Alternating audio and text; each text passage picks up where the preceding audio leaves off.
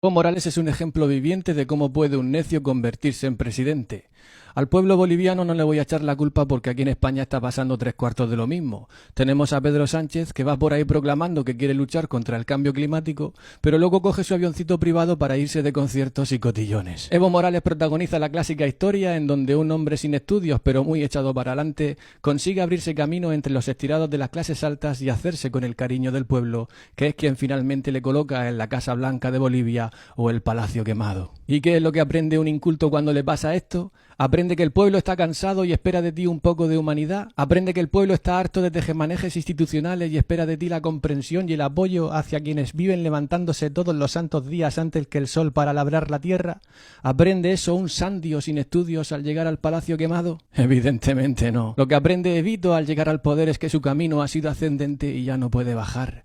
Lo que aprende un cateto al probar los designios del poder es que ese era su destino y que ya de ahí no puede moverlo ni Dios. Eso es lo que aprende un corrupto al alcanzar la cima de su trayectoria, a vivir con miedo, a desarrollar su estrategia populista para convencer a los incautos y a implementar medidas dictatoriales para que nadie pueda echarlo de donde está. Y como él no es un lumbreras, tiene que llamar al dictador Nicolás Maduro para pedirle opinión, que tampoco es que sea muy listo, pero sabe dictar. Y este le dijo que debía cambiar el artículo 168 de la Constitución boliviana, aquel en donde se establece que el mandato de un presidente debe ser durante 5 años y que solo puede ser reelegido una única vez. Si cambias ese artículo, podrás ser reelegido todas las veces que te dé la gana. Y Evito Morales, que entenderá de terruños y de trompetas, pero no de ética, sometió a referéndum este cambio. ¿Y cuál fue su sorpresa cuando el 21 de febrero de 2016 el 51% de los bolivianos le dijo que nanay, que ese artículo no se tocaba?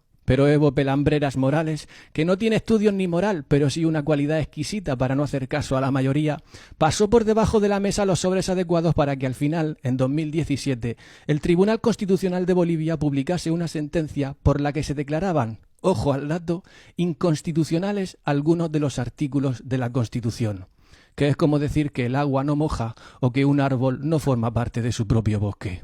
¿Y qué artículos declaró inconstitucionales?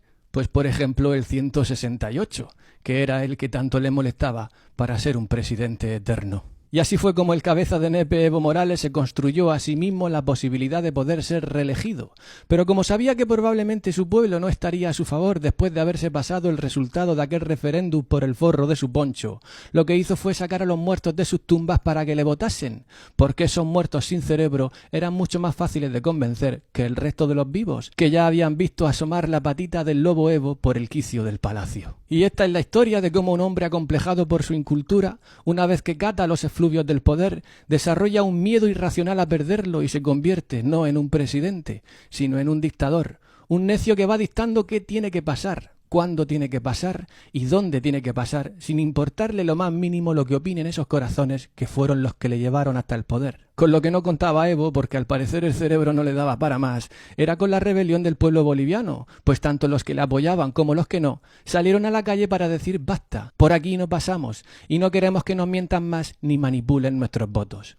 Y estas protestas han sido tan creíbles y sinceras que hasta la policía se ha puesto del lado del pueblo, obligando a Evo Morales, el necio, y ahora también el cobarde, a meterse el rabo entre las piernas para subir a un avión y marcharse de Bolivia. Y algunos medios, evidentemente progres y subyugados por la mano adinerada de Evo, están diciendo que hay un golpe de Estado, porque al parecer no saben diferenciar la paja del trigo y no les da la cabecita para entender que en vez de un golpe de Estado lo que hay es una proclama necesaria de un pueblo que ha dicho basta ya de mentirosos, manipuladores y corruptos. ¿Pero quién es Evo Morales? ¿Qué ha hecho en su vida salvo ir trepando a costa de favores forzados y dispendios psicalípticos?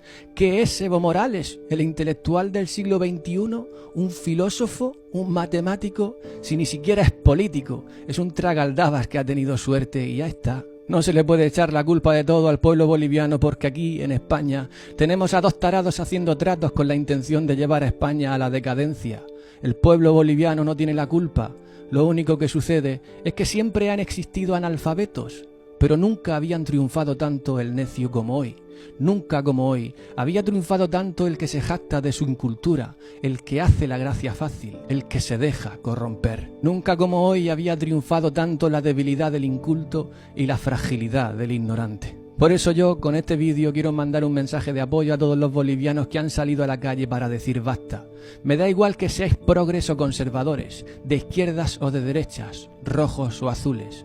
Me da absolutamente lo mismo, porque si habéis tenido que salir a la calle para decir basta, es porque habéis comprendido que no importa de qué color sea el gato, sino que caza ratones. Me solidarizo con todos los bolivianos que se han visto obligados a salir a la calle para decir basta ya de corruptos. Os lanzo un mensaje de ánimo y una advertencia que espero que os toméis con deportividad. No confiéis en quienes solo disponen de un rostro amigable. Confiad más bien en quienes tienen una voluntad férrea para conservar la soberanía del pueblo. No asumáis que nadie pueda cambiaros la Constitución sin vuestro permiso. Díganle no a los corruptos que quieren censurar encuestas oficiales y promover operaciones electorales fraudulentas. Díganle no a los dictadores que pretenden maquillar la realidad a su favor, obviando las preferencias de los ciudadanos.